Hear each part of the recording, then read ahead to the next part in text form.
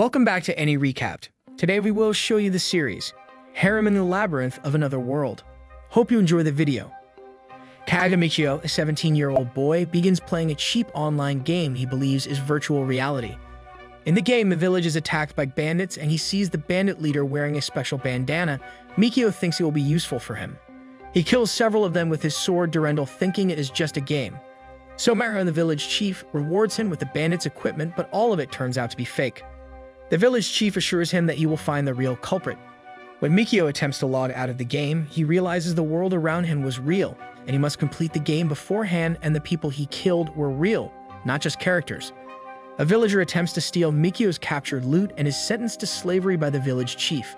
It turns out he had kept the real bandana, which was returned to Mikio. Then the village chief asks what punishment he shall give to the bandit. Mikio suggests the village must have their own rules and he does not intend to dispute them. The intelligence card shows a person's social status in the village. The thief's card is changed, making him known as a slave. The chief hands Mikio bandits intelligence cards as bounties. Mikio travels to the city of Vale by the help of a cart, enjoying food, and finds a place to stay. Reaching his room, Mikio attempts to log out of the game several times, lying on his back. After many tries, he fails. The realization hits him that he might be stuck in this game with no return to the real world. The fact that he killed real people and not characters of a game makes him feel guilty. In the city of Vale, the next morning, when Mikio is barely able to get any sleep, he wakes up and collects the bounty, then visits Alan, a slave trader, who purchases the thief and reveals a new labyrinth that has been discovered nearby. As Mikio is intrigued by the labyrinth, Alan suggests purchasing a slave, in particular, a slave named Roxanne. Since she is a beast woman, she is useful in combat and is also a guaranteed virgin in case he wants to get intimate with her.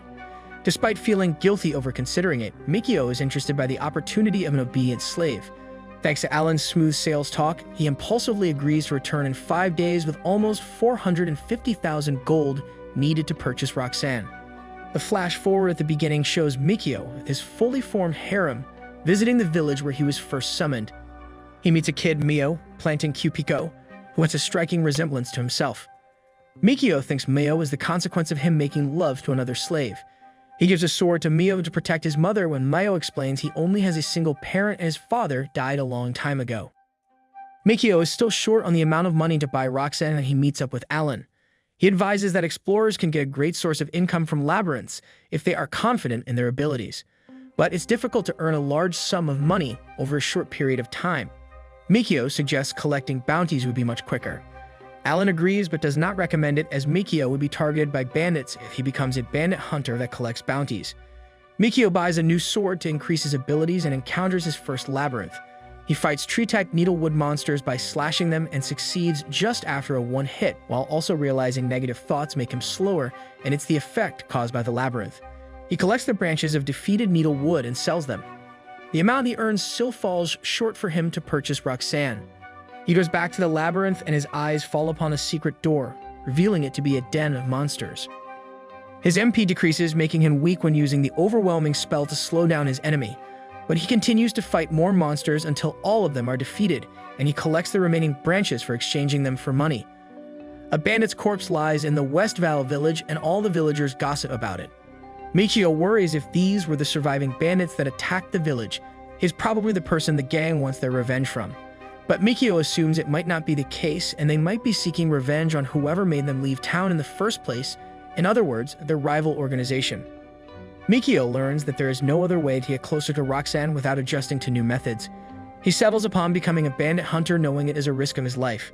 Mikio understands that he will not be able to defeat bandits by delusion like last time, and he has to upgrade his powers since he only has 3 days left to buy Roxanne. He goes out to the village and starts searching for bandits for him to hunt down, but has no luck as everyone is either a villager or adventurer. He thinks back where a cart driver told him not to enter places like slums as they are dark and dangerous. Mikio uses a teleportation spell and goes to the slums. The sight of the place was dirty and smelled terrible. He goes back to his village to wash himself as the previous place reeked of bad odor. Mikio learns that he is more powerful than before as his MP increases whenever he fights in the labyrinth.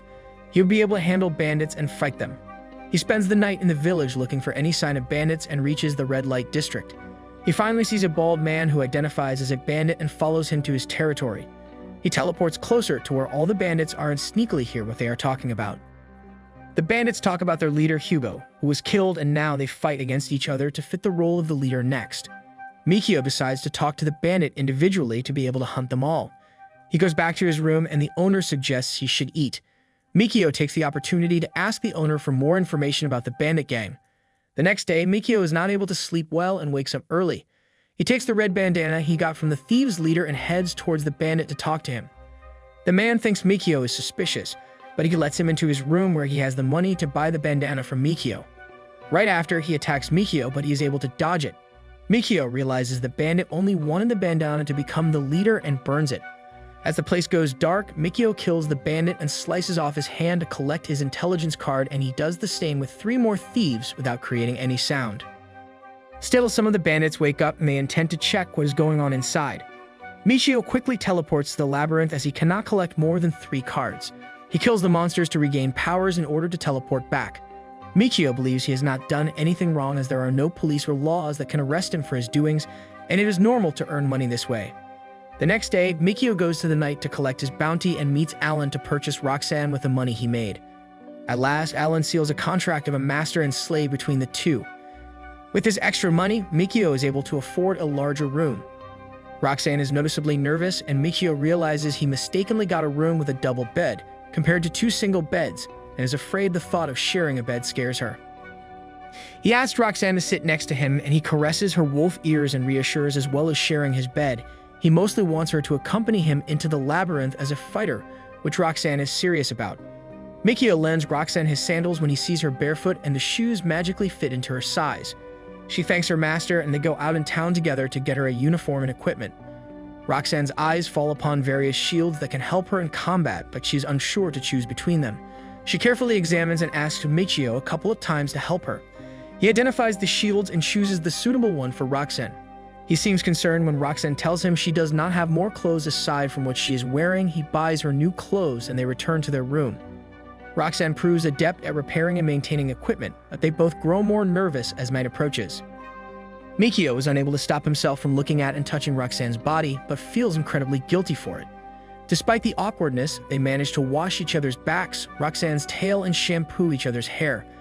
Finally, they get into bed together, and while trying to make sure Roxanne enjoys herself as much as he does, they make love.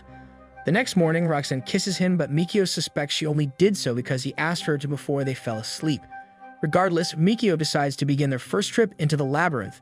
Mikio asks Roxanne how to add skills to his equipment and is told he must locate a rare monster skill crystal and have a blacksmith bonded to the equipment. Unfortunately, only dwarves have the blacksmith ability and they are often untrustworthy. While Roxanne changes into a leather armor Mikio hands her, it is unable to fit her upper body in an appropriate way. Mikio thinks it is too much, and she wears a jacket instead. Mikio and Roxanne make their way towards the labyrinth, but Roxanne notices they are going the wrong way. Mikio takes Roxanne using his teleportation skill and opens a portal, making them reach the first floor of the labyrinth in no time. A confused Roxanne asks Mikio how he is able to transport, and he explains his secret. She is surprised and compliments him on his ability to teleport. Roxanne is able to detect the scent of monsters as she is a wolfkin and believes it can detect prey. They lead their way through, and inside the labyrinth, Mikio learns that magic crystals can be filled with monster magic and sold for incredible sums, but can take months to accomplish. They can be found in labyrinths or by purchasing empty ones from guilds. A needlewood monster stands in the way, and Mikio slashes it in one blow, impressing Roxanne. Mikio gives the credit to his sword, Durendal, for being the powerful weapon. Roxanne's tail wags, indicating she is happy, and they are able to defeat monsters because of Master Mikio. Back in their room, the two of them share a sweet moment, and Roxanne's question to Mikio reminds him if he will be able to go back to his homeland.